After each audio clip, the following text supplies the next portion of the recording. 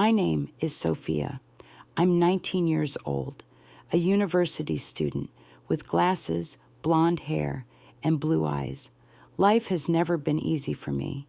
I've always felt like an outsider, burdened by relentless bullying and rejection. No one at school likes me, and sometimes I struggle to like myself. The loneliness I carry runs deep, leaving invisible wounds that make each day harder than the last. I have no friends, no confidants, only my textbooks and a quiet room. Things changed when my mother remarried. Her new husband, Mark, was clearly wealthy. Our home filled with lavish furniture, endless shopping trips, and luxurious vacations. I never really understood what kind of business he ran, but the signs of affluence were undeniable. The first time Mark came to our house, I was there with my mom to greet him. When his gaze landed on me, I felt an unexpected mix of discomfort and intrigue. "Sophia," he said, "I've never seen you like this before." There was something in the way he looked at me, a sharp contrast to the invisibility I had come to expect from others. After all the bullying, his attention felt oddly validating, even if unsettling. As time passed, his gaze became more intense, more penetrating. It both disturbed and comforted me. His attention felt like a balm to my loneliness, though I couldn't shake the sense that it was leading me somewhere dark.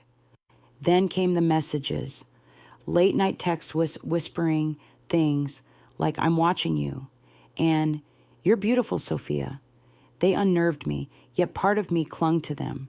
In a world where I felt unwanted, even the wrong kind of attention began to feel like something I needed. Mark's presence grew stronger in my life. His messages became a strange lifeline, a way for me to feel seen.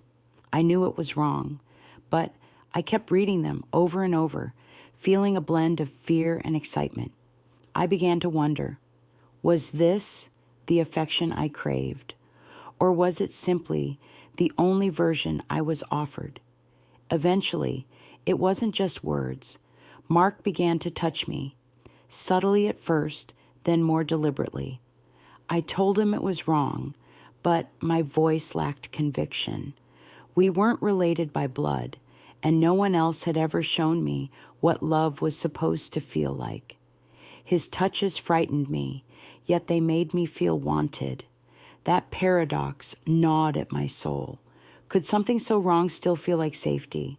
I started measuring my worth through his eyes. With every interaction, I felt both more alive and more lost. I battled myself internally, part of me repulsed, part of me drawn in. Was I surrendering or surviving? Was this power, or was I losing myself? Even as I questioned everything, I found myself waiting for his messages. I stopped resisting his touch. I accepted it. I justified it as an escape from my daily torment at school. At least here, at home, someone wanted me. But what kind of acceptance was this? Then, one day, I asked him, "Why me?" His answer was simple, "Because I want you." Those words hit me like a wave, both intoxicating and horrifying. To be wanted felt new. It felt wrong. Yet, it tethered me to him. The more time I spent with Mark, the deeper I sank. I started seeing him not just as a manipulator, but as a refuge. I was losing myself in him. It became harder to resist, harder to think clearly. Every look, every touch blurred the lines between affection and control. But eventually, I saw him for who he truly was. His interest wasn't about love.